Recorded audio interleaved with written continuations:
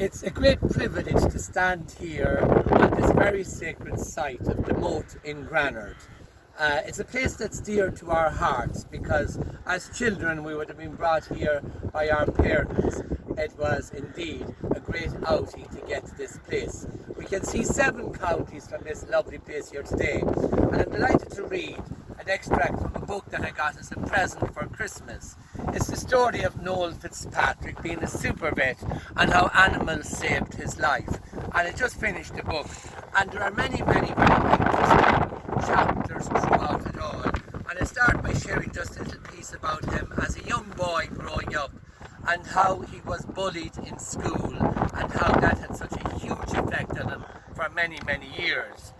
The boys saw it too, and it didn't take long before the bullying started. Some of my fellow pupils took great pleasure in bashing my bike and my bag of books, and then they'd throw me into a nearby disused quarry, hurling my books down on top of me whenever I would lay in the slurry of mud into this deep effect. Eventually, the physical violence didn't register at all, and they found that it was only by destroying the copybooks in which I had invested on myself that they could really hurt me. This trauma I'd been running from all my adult life. Now 30 years later, I have begun to shine a little healing light on these wounds by writing about my experience in my memoirs, listening to the animals and speaking the truth on tour. So the lovely book that he has written now tells his wonderful story and his love of animals and his care for these and the treasures and blessings they bring to him. I just put up another part of it is here, and he says, "We are the light that we shine in the world, for we are all made from stardust." And I always love that reflection. We are made from stardust. There's nobody else like you in the world. All beings, man and animal, are made from the same stuff. It is what we choose to do with this stuff that defines us and the light we leave behind. Sometimes we need to be broken and see the darkness in order to appreciate the light, as I have tried to share with you as openly as I can, so that the path might be a little brighter for you. As I said at the outset, one night as a boy, I looked up at the millions of light puncturing the heavens, and I felt like a worthless speck of dust. I no longer feel worthless, and I know now the value of my dust. I have grown, and I know my truth. I don't want you ever to feel worthless either, and I hope you find your truth too. And he finishes with a beautiful line from the great famous Bono's song. As Bono says in what I consider to be the greatest song ever written, we are one, but we're not the same. We get to carry each other.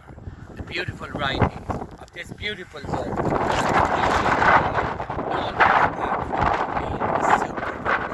Being super has its challenges, and indeed it demands some points. So I recommend it. I would like to conclude our little reflection on the book by praying this beautiful psalm, and I stand here beneath the statue of St. Cadam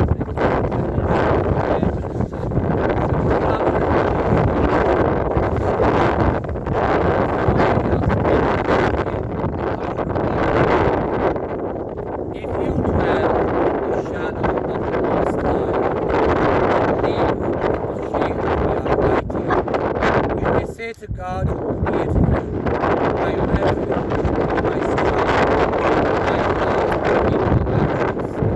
in darkness will never enfold you, danger will remain far from you, misfortune will not visit you, you will be delivered from all fear, and the Most High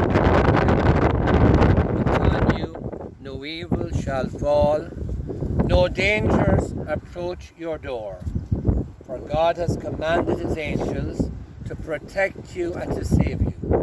They will embrace you in freedom, surround you with gentle care, and carry you on outstretched wings. Thus says the Lord, since you cling to me in love, I will free you. I will protect you, for I know your name. When you call, I will answer. I will save you from distress and give you glory. For the mountains may depart, the hills be shaken, but my love will never leave you, and my covenant of peace with you will never be broken. Remember, you are stardust, and there's only one of you in this world. You are loved and cherished by the Lord. Trust in God and live in His